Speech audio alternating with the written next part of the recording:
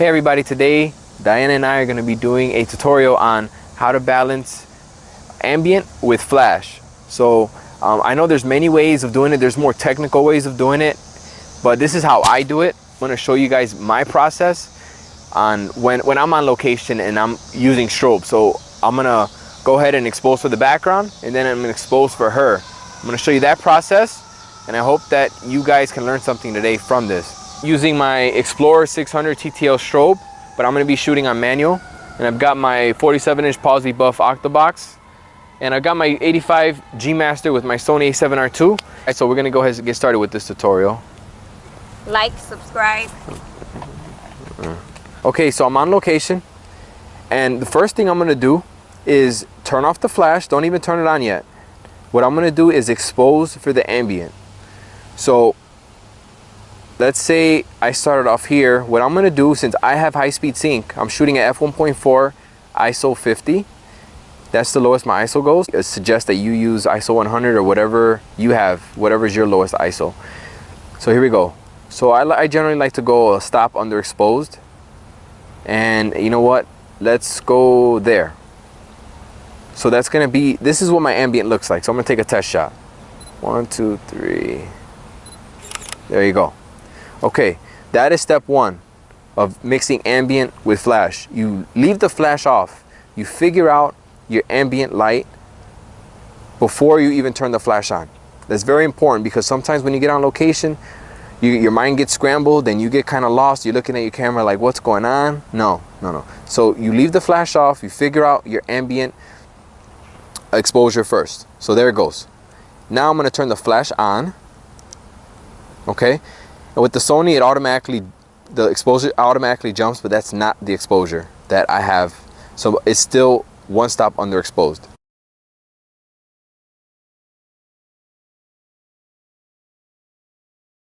Okay, so my flash is at 128. So it's at a low power. So let's see what it does. Ready? 1, 2, 3. Okay, so you see it's not enough power. So my next step, I don't touch any of my settings. What I'm going to do is raise the flash power. So I'm going to raise it to 132. Okay. All right, let's see what we got now. 1, 2, 3. You see that? So much better. Okay. I'm going to go ahead and raise it up just to see what it looks like at 116. Ready?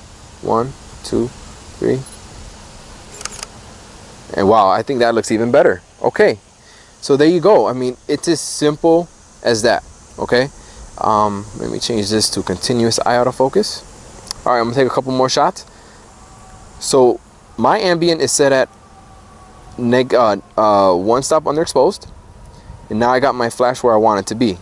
So here we go. 1, 2, 3.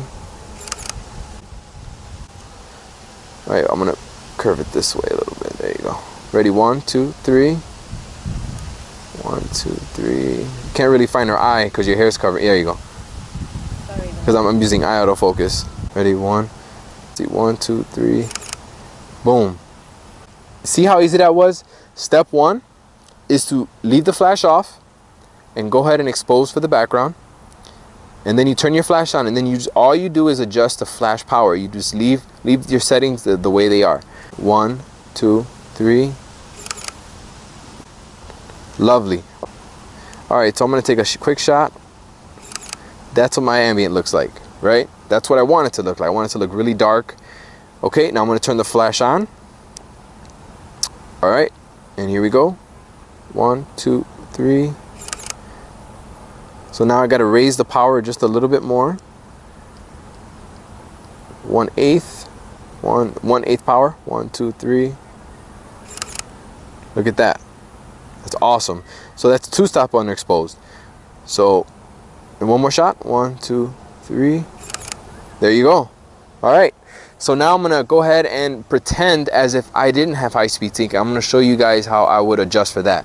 So I'm going to turn the flash off. There you go. Okay.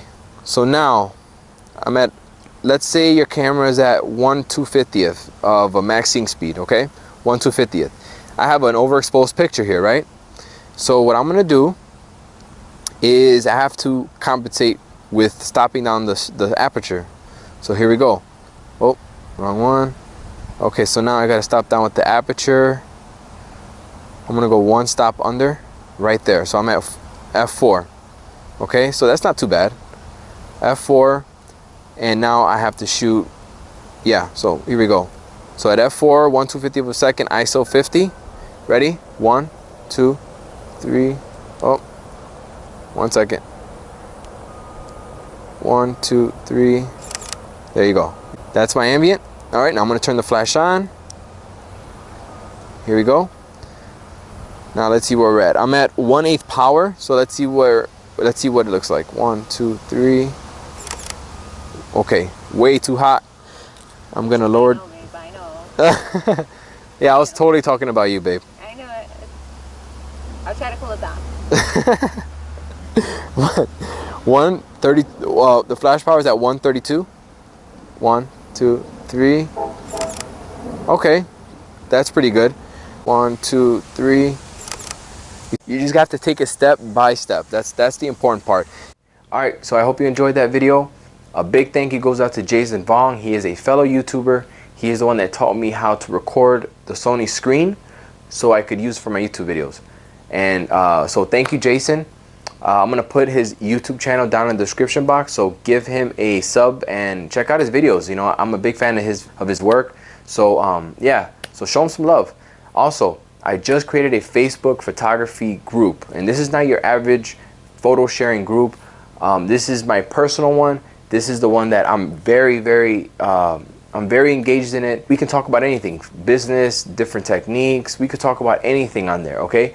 So I welcome you guys to come in. I've got almost 8,800 subscribers. Thank you guys, but I want to be able to interact with you guys a little bit more. So join my group so we can talk, chat, share photos, whatever you guys want to do, okay? So thank you for watching, and I'm gonna see you there.